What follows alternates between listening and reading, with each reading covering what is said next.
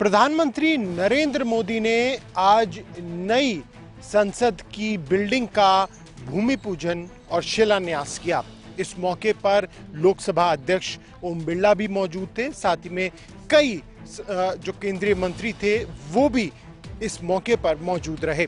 एक लंबे समय से इस बात की मांग चल रही थी कि नई संसद की बिल्डिंग का निर्माण होना चाहिए और आखिरकार वो वक्त अब आ गया है जब इसकी शुरुआत होने जा रही है। हालांकि ये निर्माण कार्य काफी समय पहले शुरू होना था, लेकिन सुप्रीम कोर्ट में रोक के कारण ये निर्माण शुरू नहीं हो सका था। लेकिन जब सुप्रीम कोर्ट से मंजूरी निर्माण को मिल गई है, उसके बाद अब ये काम शुरू होने जा रहा है।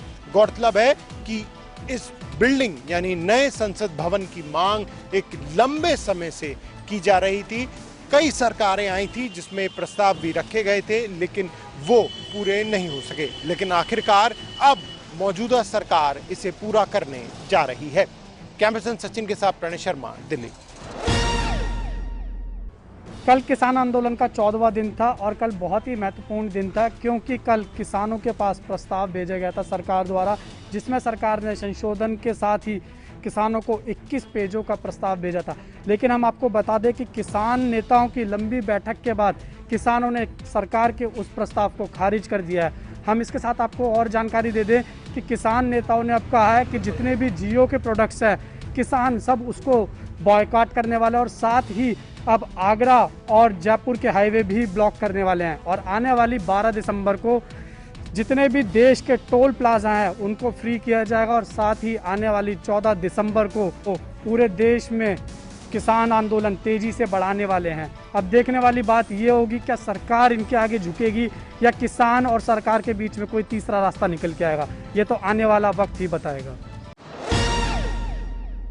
किसानों का आंदोलन अभी थमने का नाम नहीं ले रहा है। सरकार से लगातार बातचीत विफल होती जा रही है, तो वहीं किसानों का कहना है कि वो जब तक सरकार इस काले कानून को वापस नहीं लेती, तब तक किसानों की संख्या इससे भी अधिक इन मैदानों में बढ़ती रहेगी।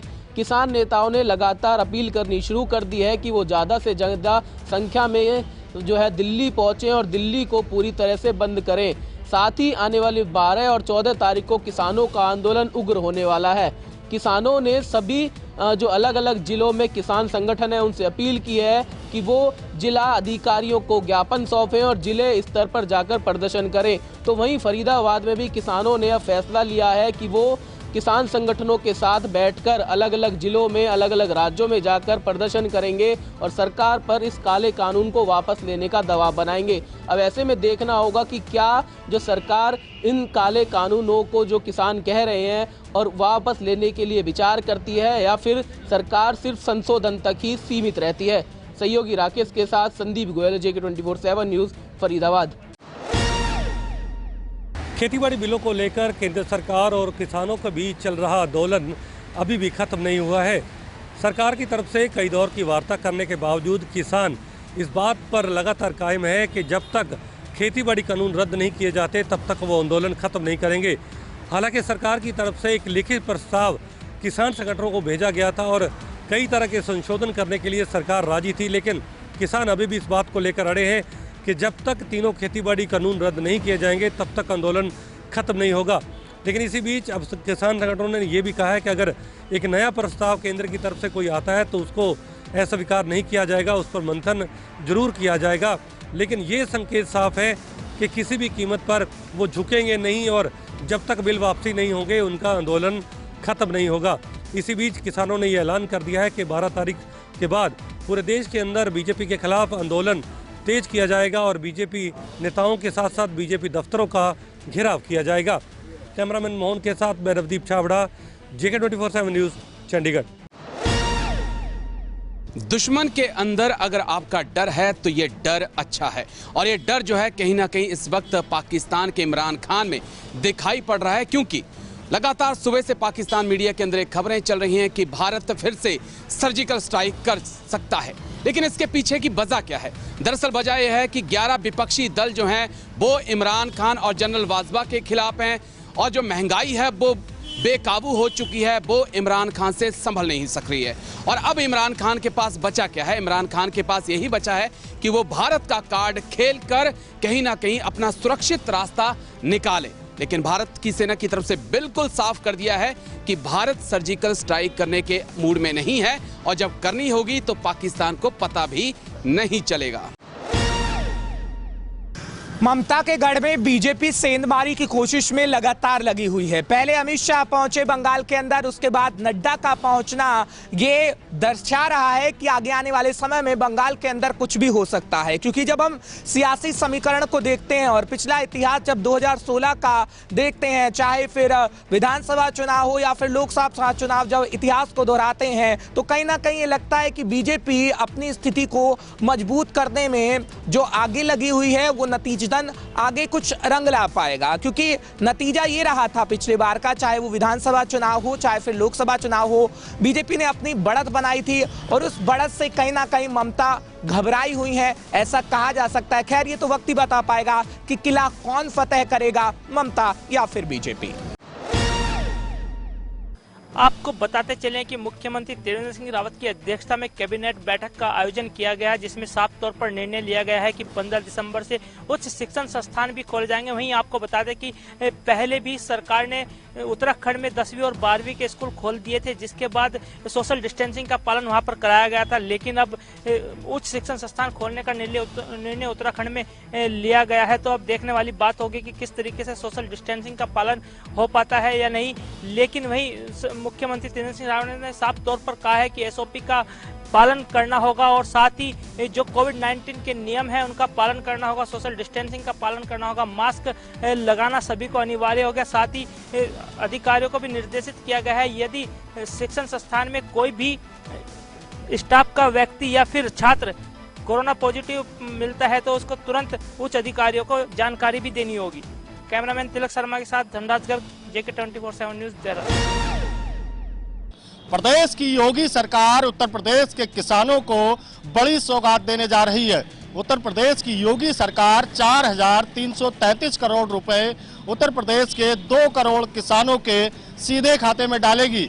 आपको बता दें कि उत्तर प्रदेश समेत देश के किसान पिछले 15 दिनों से राजधानी दिल्ली के बॉर्डर पर डेरा जमाए हैं। वो कृषि बिल का विरोध कर रहे हैं। ऐसे में उत्तर प्रदेश सरकार की ये पहल उत्तर प्रदेश के किसानों को बड़ी राहत देने का काम करेगी। अब देखना यह है प्रदेश सरकार के इस कदम से उत्तर प्रदेश के किसान संगठनों में किस तरीके की खुशी देखने को मिलती है।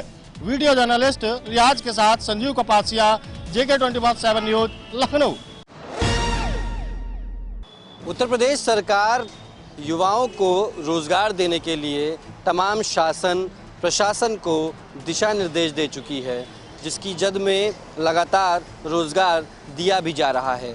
अब सभी नगर निकायों को, नगर निगमों को यह निर्देश दिए गए हैं कि नगर निगम अपने पार्कों में इवनिंग ओपन रेस्टोरेंट बनाए, जहां पर लजीज व्यंजन खाने का मौका भी वहां के शहरवासियों को मिले, जिससे एक रोजगार भी पैदा होगा और तमाम वेंडर्स को नगर निगम के पार्कों में व्यापार करने का जो टैक्स है वो भी नगर निगम को देना होगा, जिससे कि नगर निगम के जो नगर निगम के एम्प्लॉयज़ हैं या जो नगर निगम के कार्यक्षेत्र में काम करेंगे उनको भी रोजगार का अवसर मिलेगा।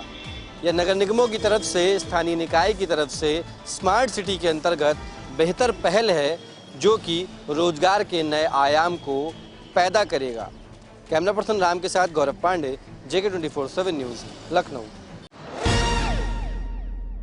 वादी कश्मीर के साथ साथ सयाहत को एक बहुत बड़ा झटका, जब से 370 के मामला जुड़े और उसके बाद कोविड-19 का कहर। अब देखा जाए तो एक और कहर जो है गुलमर्ग और पहलगाम में भी दिखाई दे रहा है। अगर बात करें जमीन को लेकर तो जमीन के मामला सरकार ने अब उठाना शुरू कर दिया है। अगर देखा जाए तो लीज पर वो लैंड जो कि 2 साल पहले ही जिसकी रजिस्ट्रेशन खत्म हो गई है, अब सरकार की तरफ से एक बहुत बड़ा हथौड़ा होटल मालिकान पर। यानी कल गुलमर्ग की बात और आज पहलगाम के वाक़ात सुनने में ये भी आया है कि 100 में से 95% ही लोग जो ऐसे हैं जिनकी रजिस्ट्रेशन 2 सालों से नहीं हुई है। 5% ऐसे लोग हैं जो इस वक्त होटल के हवाले हवाले से सेफ है। मगर ये बहुत बड़ा झटका और साथ ही साथ टूरिज्म को लेकर ये भी कह सकते हैं कि एक जानिब अगर देखा जाए कई सारी फरियादें इकोनॉमी को बूस्ट करने के लिए सरकार तक पहुंचाई गई, मगर सरकार की तरफ से ये हथौड़ा कैसा जो कि आने वाले टाइम में बहुत भारी पड़ सकता है। वीडियो जर्नलिस्ट आबिद कादिर के साथ इरफान फाजिल, गुलिस्तान न्यूज, श्रीनगर, कश्मीर। लद्दाख बर्फीली सफेद चादर के लपेट में है। आपको बताते चले पिछले 2 दिनों से लगातार लद्दाख के अंदर बर्फबारी हो रही थी और लद्दाख के कारगिल जिले की बात करें, कारगिल जिले में लगभग 5 से 8 इंच तक बर्फबारी लोअर रीच में हुई है और हायर रीच में लगभग 25 से 27 इंच तक बर्फबारी गिरी है और इस वक्त लगभग 25 से 27 इंच तक बर्फबारी हायर रीच में जमा हो चुके हैं। आपको बताते चले श्रीनगर करगिल लद्दाख कौमी शाहराह गाड़ियों की आमद रफ्त के लिए पिछले 2 दिनों से लगातार बंद हैं क्योंकि जोजिला पास पे काफी बर्फबारी हुई है और जोजिला पास पे लगभग 4 से 5 फीट बर्फबारी हुई है। आपको बताते चले जोजिला पास पे बर्फ हटाने का काम लगातार जारी है। देख रहे हैं के लद्दाख से मोहम्मद साहब।